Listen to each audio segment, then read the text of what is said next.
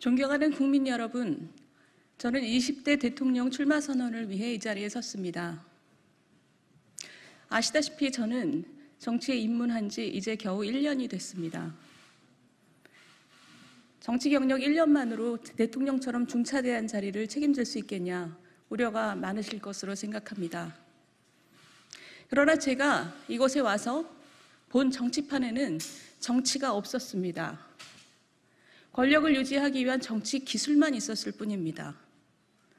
기억하시겠지만 얼마 전에 유력한 야당 후보가 부상하자 여당 대표는 뒷조사 파일을 만들고 있다고 당당하게 얘기했습니다. 초등학교 반장 선거에서도 손가락질 받을 만한 일입니다. 아무리 야비하고 창피스러운 짓이라도 권력 유지를 위해서라면 다 괜찮다? 이런 것이 현실 정치라면 이런 정치 경험은 없어도 좋지 않겠습니까? 저는 정치가 원래 무엇이어야 하고 지금 무엇을 해결해야 하는지 생각과 비전을 가지고 국민들 속으로 들어가겠습니다. 저희 어머니는 낙동강변의 작은 마을에서 자랐습니다.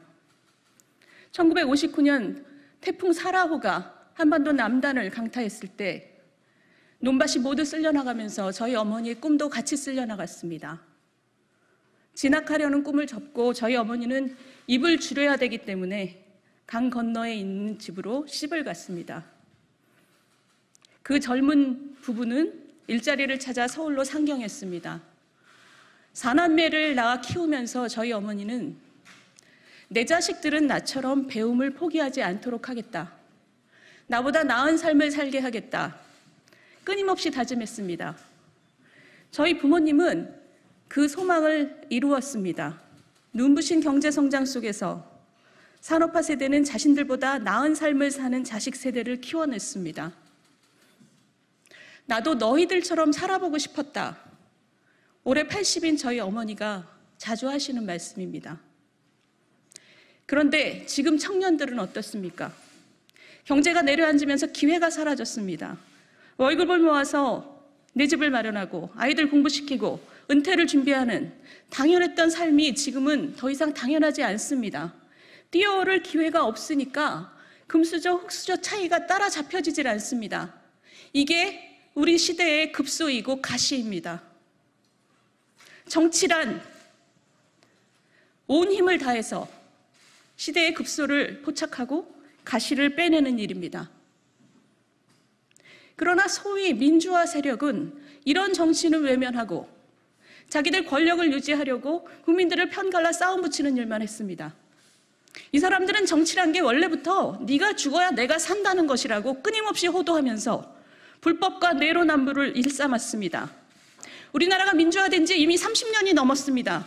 그런데 지금 와서 우리 국민들이 법치와 민주주의를 갈구하는 것은 정말 웃을 수도 없고 그렇다고 안 웃을 수도 없는 상황입니다.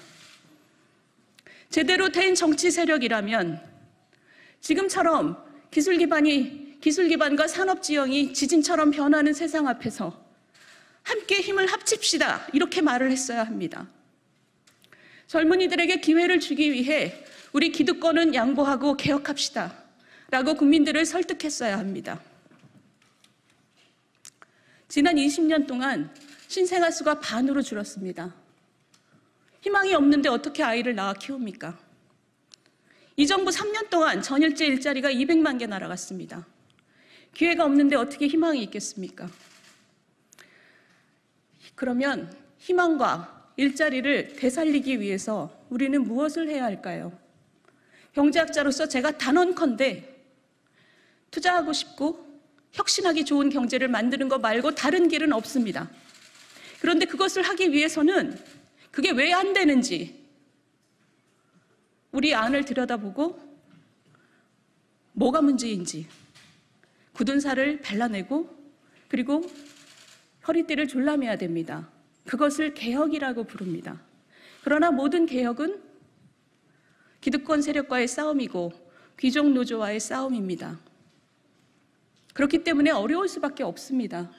그러나 뼈를 깎는 개혁을 말하지 않고 장밋빛 얘기만 하는 것은 정치가 아니라 기만입니다. 문재인 대통령 그리고 문재인 정권은 어떤 개혁도 하지 않았습니다. 노동개혁, 교육개혁, 공공부문 개혁 어느 하나 입에 올리고 있지 않습니다. 하다못해 곧 고갈될 것이 뻔한 국민연금도 방치했습니다. 그러면서 자기들 정권 창출을 도운 민노총 비위 맞추느라고 최저임금을 2년에 30%나 올려서 수많은 젊은이들의 일자리를 자동주문 기계로 바꿨습니다. 이 정도면 정부가 아니라 일자리 파괴범입니다. 부동산은 어떻습니까? 아파트에 대한 환상을 버려라. 그러면서 내 집 마련 꿈을 박살냈고 임대차법으로 전세도 씨를 말렸습니다. 이 정부가 근성 있게 한 것이라고는 빚을 내서 돈을 뿌리는 것뿐입니다. 대한민국 정부 수립 후 박근혜 정부까지 지금까지 쌓인 빚이 660조 원입니다. 그런데 그 3분의 2만큼을 문재인 정부에서 새로 쌓았습니다. 일자리를 파괴한 것뿐만 아니라 빚더미까지 청년들한테 안긴 것입니다. 그러니까 이 정부는 자기보다 훨씬 더한 악성의 포퓰리즘에 문을 활짝 열어줬습니다.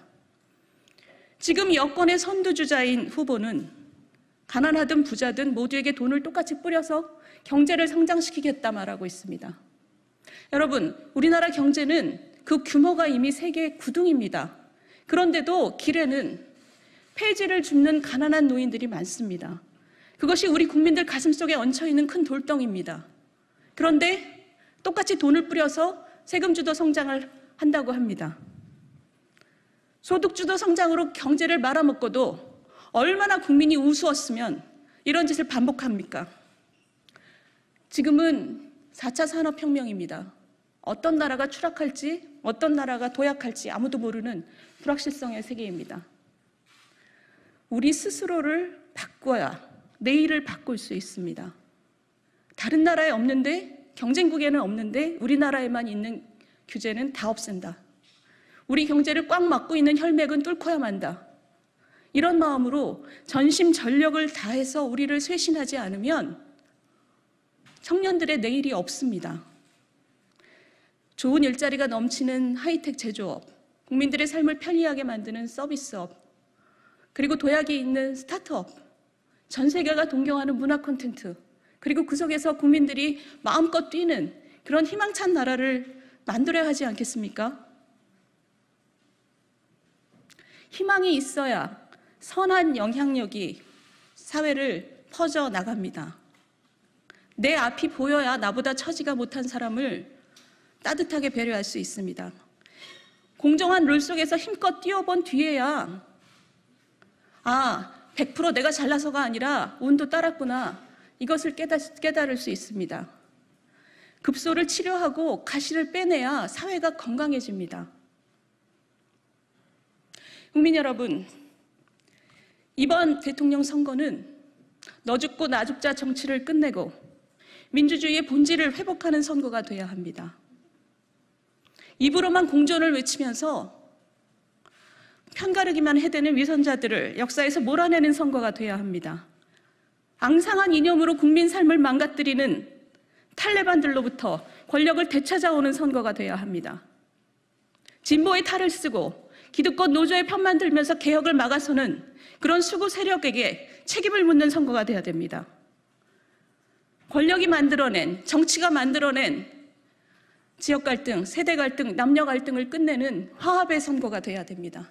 저는 비록 그것이 고통스럽더라도 한국 경제의 굳은 살을 베어내고 새로운 기회를 만들어내겠습니다. 꿈꾸면 이룰 수 있고 바라면 원할 수 있는, 바라면 이룰 수 있는 길을 열겠습니다. 도전하고 실패해도 일으켜 세우고 그리고 등을 밀어주는 그런 나라를 만들겠습니다. 청년이 미래를, 희망을 얘기하고 그리고 모든 국민이 오늘보다 나은 내일을 믿는 그런 나라를 만들겠습니다. 다음 세대에게 부담을 넘기지 않는 나라를 만들겠습니다. 그러니 국민 여러분, 여러분 한 사람 한 사람의 목소리를 내주시고 영향력을 모아주십시오. 그러면 제가 여러분과 함께 한 시대를 보내고 새 시대를 열겠습니다. 감사합니다.